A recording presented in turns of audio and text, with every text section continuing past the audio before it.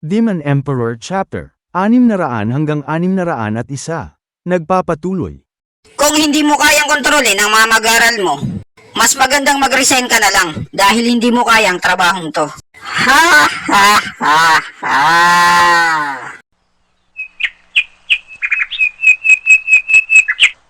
Nakita niyo na ang pinuno ng sekto. Sinabi niya na kung saan siya nakapanig.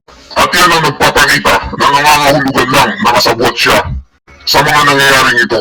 Kapag hinayaan natin to na tuloy-tuloy, maapektuhan ito ang kinikita nating ayuda. Tayo ang magiging kawawa sa bandang huli. Tama si Venerable C. Tayo ang maapektuhan nito. Ang pundong nakukuha na nanggagaling sa opisina ng trabahador na ginagamit ng mga mag-aaral ay hindi nauubos. Ang pundong nanggagaling sa sekto ay kailangan munang dumaan sa mahigpit na pagsusuri natin bago ito may pamigay. Paano kaya nagkaroon ng pinuno ng sekto ng napakalaking pork barrel para gamitin laban sa atin? Yan din ang ipinagtataka ko, saan galing ang yaman niya. Pero isang bagay lang ang hindi mababago. Hindi natin pwedeng hayaan na ang opisina ng trabahador ay magtuloy-tuloy. Sa ngayon hindi pa natin alam kung gaano kalaki ang yaman nila. Kahit gaano pa natin kontrolin ang pondo ng sekto, hindi ito makakapekto sa opisina ng trabahador. Ang malaking ipinangangamba ko, kapag naubos na ang mga mag-aaral natin, gagamitin ito ng pinuno ng sekto bilang dahilan para mabawi ang mga ayudang nakukuha natin sa sekto. Kakaiba talaga ang galawan ng bracy move ng pinuno ng sekto. Tama ka sa sinabi mo. Ang pinuno ng sekto ay gumawa ng malupitong galaw. Pero pwede rin natin gawin ang ginawa niya.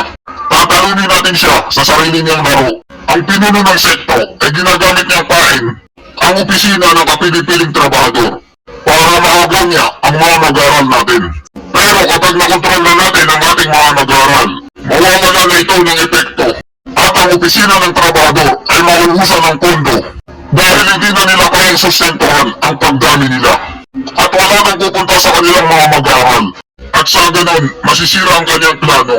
Tingnan na lang natin kung sinong mas tatagal. Makikipaglaruan pala tayo sa kanya ng hintayan at isang araw mauubusan na siya at magkakagulo sila.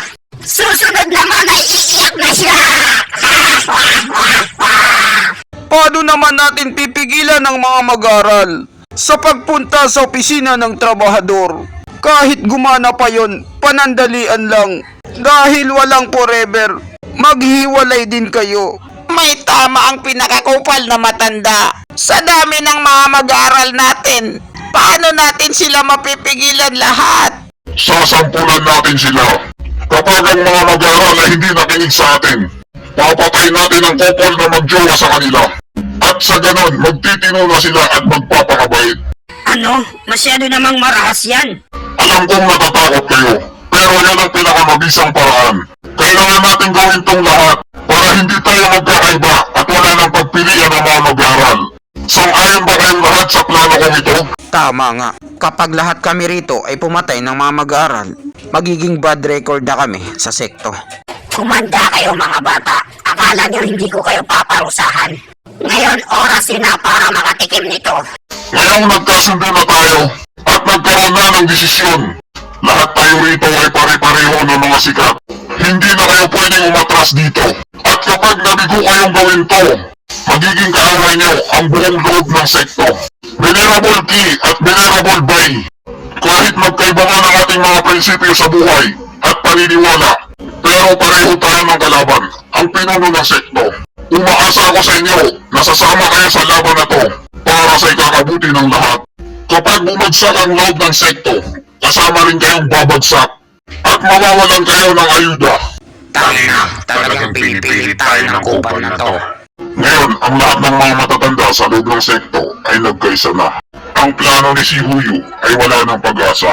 Ang mahigit kalahati ng kapangyarihan ng sekto ay hawak ng mga matatanda at mga venerables. Sa wakas, natapos na rin ang tuwadkom. Pinakakupal na matanda, hintayin mo ko.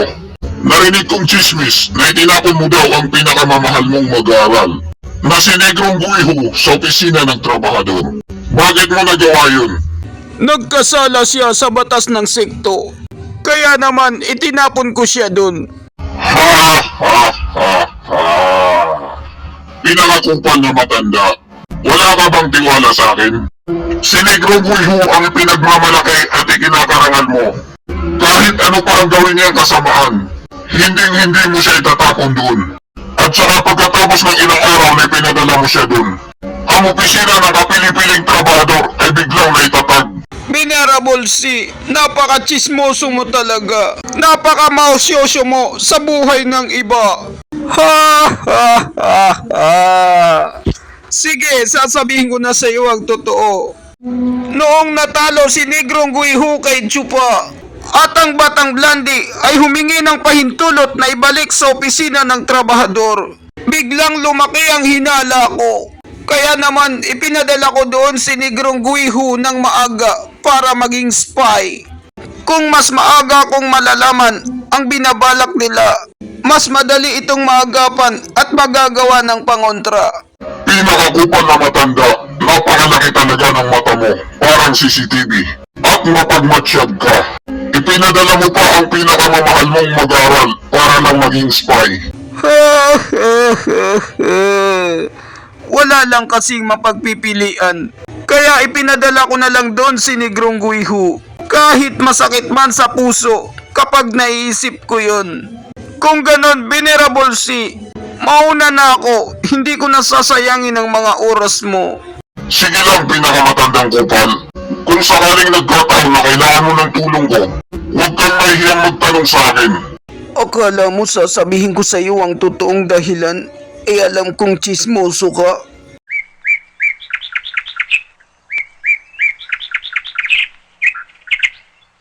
Matandang bay, ano na ang gagawin natin? Talaga bang papatay ka ng mga mag-aral mo? Magandang umaga sa inyo, mga master. Si Stewardess Chupa, binisita kayo. Sino ba yung stewardess Chupa na yan? Si Stewardess Chupa ang namamahala sa opisina ng kapili-piling trabahador. Siya si Chupa, si Stewardess Chupa. Ano? Patuloy mo siya rito.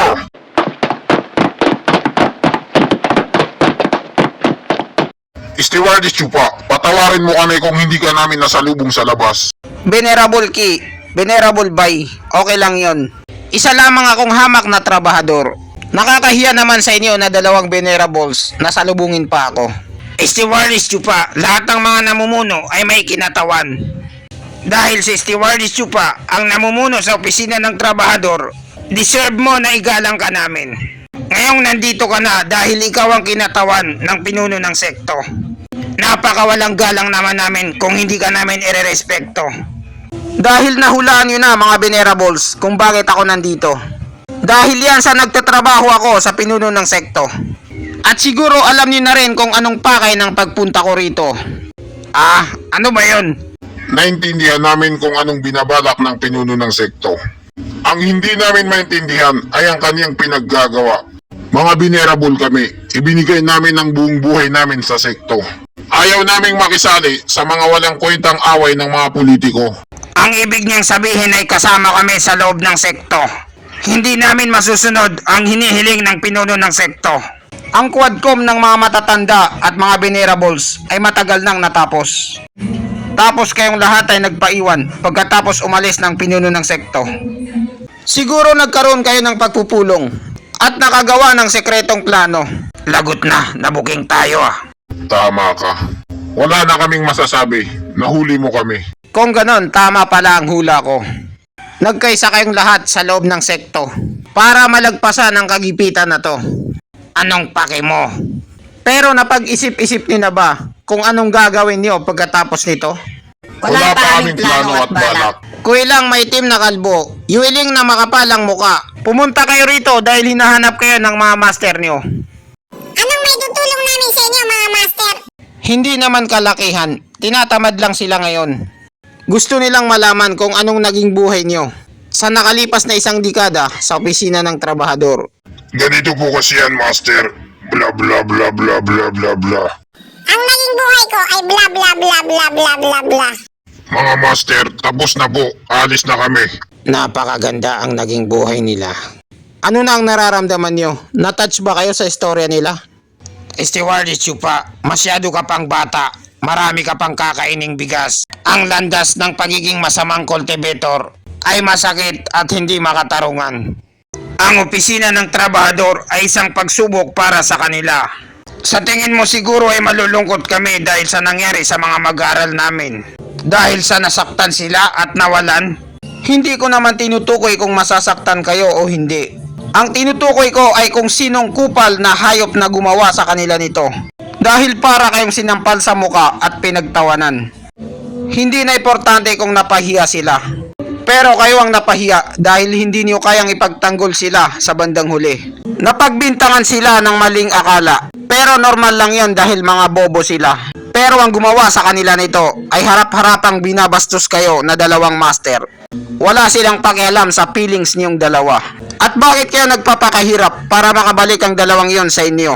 Hindi kaya wala nang natira sa inyo na magagamit dahil inubos na nila? Talagang nakakatakot. Ang mga mag-aaral ay walang halaga sa inyo. Tama ba ako? Pero kayong dalawa, harap-harapan kayong sinasampal. Pero hindi man lang kayo makapagsalita. Tameme lang kayo kung anong gusto nilang gawin. Kakasabi lang ni Venerable Key kanina na masyado pa akong baguhan. Ha ha ha ha. Totoo yun, baguhan pa lamang ako at bata pa. Maraming mga bagay na hindi ko kayang matiis. Isa na doon ang pagiging kupal. Tumahimik ka na! Tama na! Chupa, ginagalang kita dahil mabait ako sa pinuno ng sekto. Pero wag mo akong pilitin. Talaga ba? Napahiya kayo no? Dahil na real talk ko kayo. Ang kupal na yon, ilang beses na kayong sinasampal sa loob ng ilang dekada. Tapos gugustuhin niyo pa rin na maging atabs niya. Samantalang ako, na bago lang sa sekto. At inalagaan ko ang mga mahal niyong mag-aaral. Tapos ako pa ngayon ang masama sa inyo. Samantalang siya, ginawa niyong kakampi. Sino ngayon ang sumusobra na sa atin? At sino ang nakakahiya? Chupa, huwag kang nagmumura dito. Lahat ng mga matatanda at mga venerables sa loob ng sekto ay nagkaisa na sa planong ito. Sabay-sabay kaming aangat at sabay-sabay din kaming bababa. Bumalik ka na kung saan ka man nanggaling, hayop ka. Naintindihan namin ang kabaitan ng pinuno ng sekto. Pero pasensya na, hindi namin matatanggap ang gusto niyang mangyari. Huwag kang masyadong magmadali, Panot. Hindi ba nakikipaglaban kayo para sa ayuda at kayamanan? Pero sumagi ba sa isip niyo pagkatapos ng lahat ng ito? Sila ang kakain ng laman. Samantala, sa inyo naman ang tira. Kapag natapos na ang loob ng sekto at bumagsak, kahit tira-tira, wala kami. Kung wala nang tira-tira sa loob ng sekto, bakit pa kayo magtitiis? Welcome naman kayo sa amin. Sumali kayo sa opisina ng trabahador. At sa inyo lahat ang laman hanggang mabusog kayo. At sumabog yung bituka niyo sa pagiging gahaman. At dito nagtatapos ang chapter 602 hanggang 603. Maraming salamat po sa panunood nyo. Mag-subscribe para laging updated sa buhay ni Chupa.